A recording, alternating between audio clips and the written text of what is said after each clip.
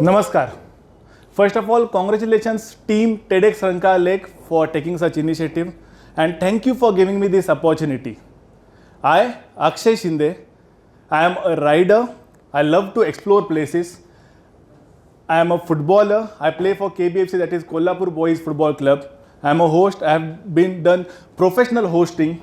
I am a social activist and by profession I am a Senior Brand and Communications Manager for Govind Milk and Milk Products Private Limited, a leading dairy from Maharashtra.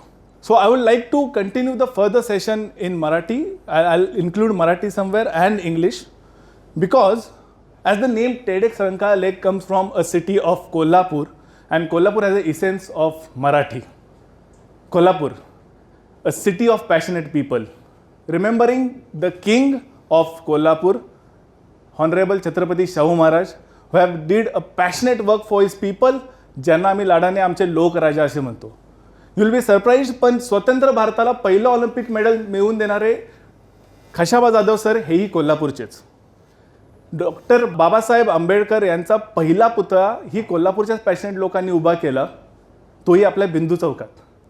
Football वेडे कोल्हापूरकर जे जगात normally भारतामध्ये cricket वेड आहे, पण कोल्हापूरमध्ये त्यांनी football जपले. हे पॅशनेट लोक आहेत. जेव्हा मी माझं इंट्रोडक्शन दिलं तेव्हा मी सांगितलं की मी एक सोशल ॲक्टिव्हिस्ट पण आहे. सोशल ॲक्टिव्हिस्ट म्हणजे काय करतोय? आमची एक छोटीशी NGO आहे ज्याचं नाव एंटरटेनर्स आहे. What is entertainers? एंटरटेनर्स एक अशी फर्म आहे ज्यामध्ये कुठलेही नॉन मॉनिटरी गोष्टी आम्ही करतो. इथे कुठलेही मॉनिटरी ट्रान्झॅक्शन होत नाही, कोणाकडून काही पैसे घेत नाही, कोणाला दिले जात नाहीत. No monetary transactions. आम्ही इथे त्या लोकांसाठी काम करतो जे पार्ट ऑफ सोसायटी आहेत yet not part of society. म्हणजे कोण? Unmarried mothers, AIDS affected orphans, सफाई कामगार, त्यानंतर प्रॉस्टिट्यूट्स, ऊसतोड कामगारांची मुलं, वृद्धाश्रम, या लोकांसाठी आम्ही बरंच काय काय करतो. एक्झाम्पल देतो. Toy bank. टॉय बँक नावाची आम्ही कन्सेप्ट केली होती. मित्र, फॅमिलीज या सगळ्यांना सांगितले की तुमच्याकडे जे काय टॉईज आहेत ते तुम्ही आम्हाला आणून द्या. आम्ही ते एकत्र केले. एज ग्रुप वाईज सॉर्टिंग केले. आम्ही कोल्हापूरच्या काही स्लम्समध्ये गेलो. तिथे गेल्यावर छोटी मुलं आपोआप आली. त्यांना वाटलं की ते खायला प्यायला देतील. आम्ही तिथे टॉईजचे बॉक्सेस होते ते ठेवले. काही उभारलो नाही, आम्ही साईडला जाऊन उभारलो. लोक आपापलं पाहिजे ते घेऊन जात होते. एवढीशी एक मुलगी होती, तिने एवढ्या हाईटची डॉल उचलली, आमच्याकडे बघितले नाही, हक केलं आणि पळत गेली. पळत गेल्यावर शेवटी ती जेव्हा तिच्या त्या झोपडीत आत जाणार होती त्यावेळेला तिने टर्न होऊन आमच्याकडे एक स्माईल केली. That is our objective. That is our entertainers objective. अच्छा, मी हे केलं, पण अजून काय केलं? मी काही एक्झाम्पल्स देतो. आम्ही एक प्रॉस्टिट्यूटसाठी काम केलं होतं.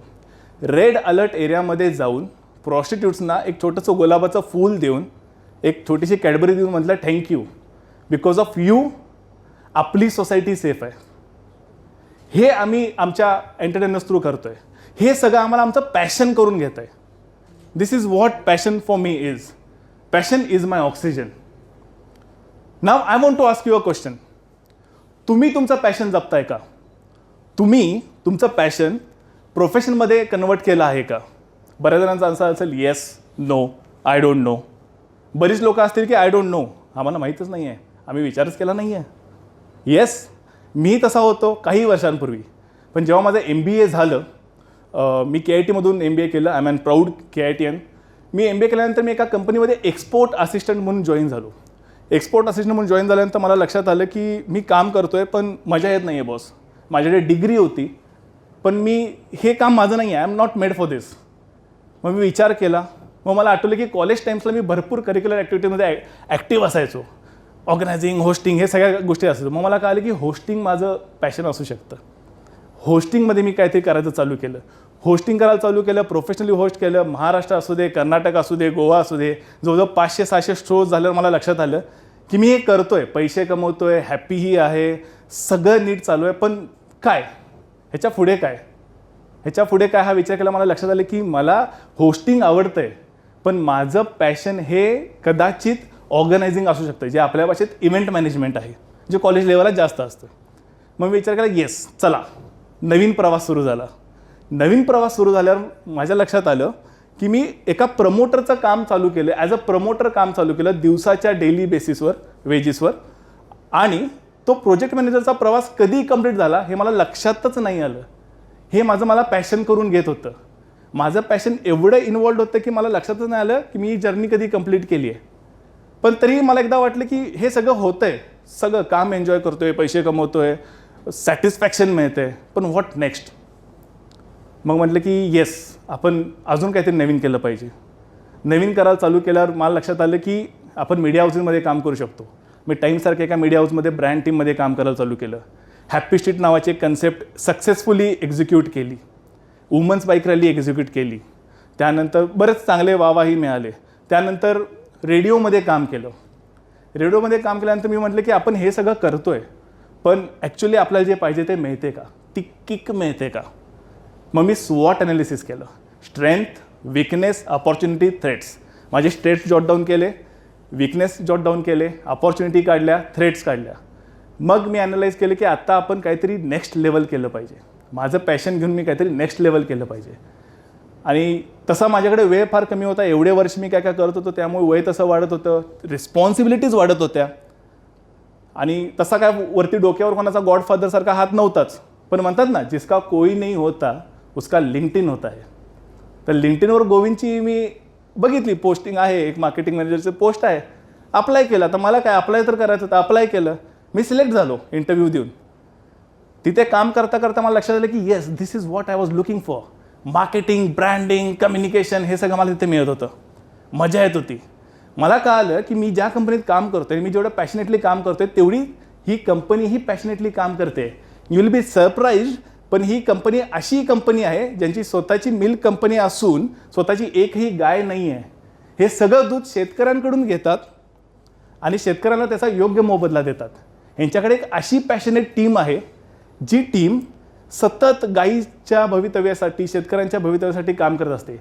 गोविंदमधली गाय म्हणजे गोविंदच्या शेतकऱ्यांची जी गाय आहे ती कधीही बांधलेली नसते, त्यामुळे ती हॅप्पी असते. Happy cow, happy farmer, happy channel partners, happy employee, म्हणून आम्ही म्हणतो गोविंद द हॅपी मेकर्स. तर हे सगळं आहे. तर माझी हाऊस इथे सगळी पूर्ण व्हायला लागली. होस्टिंग करायचं होतं, तर होस्टिंगच्या ऐवजी माझं प्रेझेंटेशन्स व्हायला लागले. तुमचं ॲन्युअल प्रेझेंटेशन असू दे, रिव्ह्यूज असू दे, किंवा काही बीटेल ॲक्टिव्हिटीज असू दे. रायडिंगची आवड होती, तर रायडिंग माझं बिझनेस टूरमधून कंप्लीट व्हायला लागले. ऑर्गनायझिंगची ॲक्टिव्हिटी होती, तर एक्झिबिशन्स वगैरेमधून माझी ऑर्गनायझेशनची ॲक्टिव्हिटी कंप्लीट झाली. तर मी माझं पॅशन इथे बरोबर कन्वर्ट करायला चालू केलं आणि मला ही मजा यायला लागली. पण तुम्हाला माहिती आहे का, तुमच्यावर असं होत असेल की उद्या काहीतरी महत्त्वाचं आहे आणि मला आदल्याशी झोपच लागत नाही आहे.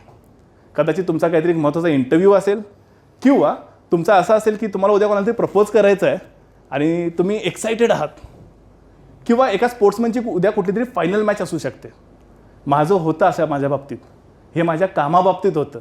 उद्या माझं कुठेतरी प्रेझेंटेशन आहे, आय कॅन्ट स्लीप. आज माझं तुमच्याबरोबर टॉक शो आहे, मी काल रात्री झोपू नाही शकलो. तर हे मला माझ्यातलं पॅशन करून घेतं आहे. आणि हेच पॅशन आहे जे आपल्याकडून मिरॅकल्स घडू शकतात. माझं पॅशन हे माझं मोटिवेशन आहे. म्हणून मला तुम्हाला एकदा परत प्रश्न विचारायचा आहे, तुम्ही तुमचं पॅशन जपताय का? तुम्ही तुमच्यामधलं पॅशन प्रोफेशनमध्ये कन्वर्ट केलं आहे का? थँक्यू.